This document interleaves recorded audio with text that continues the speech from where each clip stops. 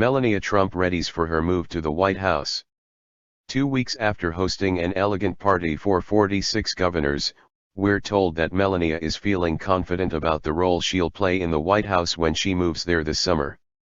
She really cares about entertaining, says a source with ties to the First Lady. Her invitation for high-powered women to join her at the White House was about more than the lunch they would eat, or the stated purpose of honoring International Women's Day. It marked a coming out for the First Lady, 7 weeks into presidential Donald Trump's administration. After spending a couple of weeks hunkered down at the family's Midtown Manhattan penthouse while Trump launched his presidency in Washington, the former model, whose husband says is a very private person, is taking her first steps into her very public new role. Mrs. Trump strode into the state dining room for her first solo White House event after an announcer intoned, "Ladies and gentlemen, the First Lady of the United States, Melania Trump," and was greeted by the all-female group of about 50 people, including ambassadors, cabinet members, at least one U.S. senator and stepdaughter Ivanka Trump. Mrs. Trump asked guests for suggestions on how best to empower women and girls worldwide, possibly foreshadowing women's empowerment as an issue she would pursue as First Lady. Trump said recently that his wife, who turns 47 next month, feels strongly about women's difficulties. "I will work alongside you in ensuring that the gender of one's birth does not determine one's treatment in society," she told guests, according to a tweet by a White House official. The White House allowed a small pool of journalists to watch as guests and the First Lady arrived for Wednesday's lunch, but they were ushered out as Mrs. Trump began to speak. The White House press office promised to distribute text of her prepared remarks after the event, but a transcript has not been released. In recent weeks, Mrs. Trump helped plan their first big White House social event, an annual, black-tie dinner for the nation's governors. She followed up with a trip the next day to Mount Vernon, George Washington's estate in Virginia, where she was hosted by the governor's spouses.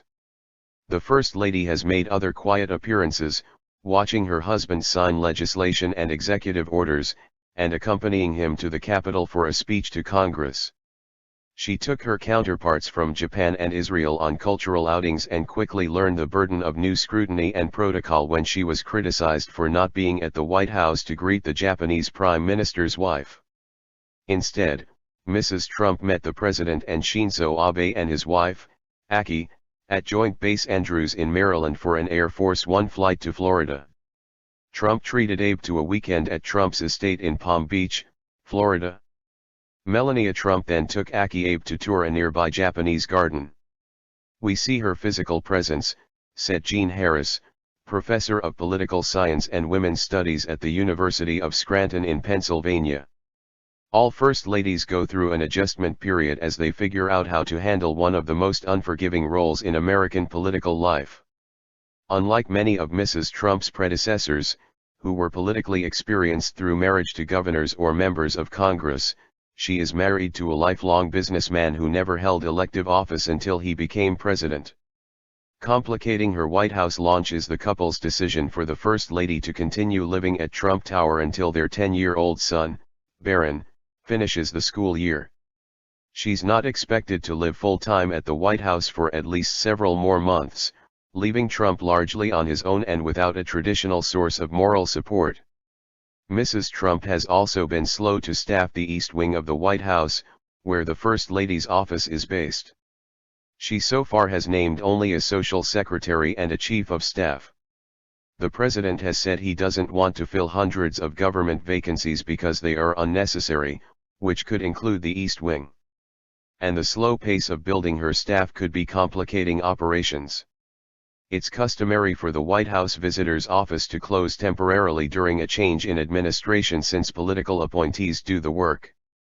But this year's shutdown lasted longer than usual, frustrating members of Congress who are responsible for distributing White House public tour tickets to constituents.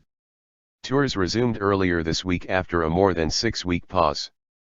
Speculation about whether the Trumps would continue the annual Easter egg roll on the South Lawn had been mounting until they announced this week that it will be held on April 17. The First Lady's popularity has risen 16 percentage points since the January 20 inauguration, according to recent polling by CNN, climbing to 52%, from 36%. Kate Anderson Brower, author of First Women, said the public sees Mrs. Trump as a calming force and as someone who has embraced being a mother. She's really the polar opposite of him, she said, noting that the First Lady barely tweets, unlike her husband's daily Twitter habit. Mrs. Trump also hadn't been seen in public for several weeks after the inauguration, whereas the president appears on camera most days of the week.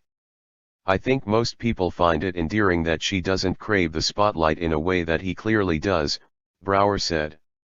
Harris said the public is giving Mrs. Trump a little bit of a honeymoon period but predicted the mood will change if she doesn't move to the White House.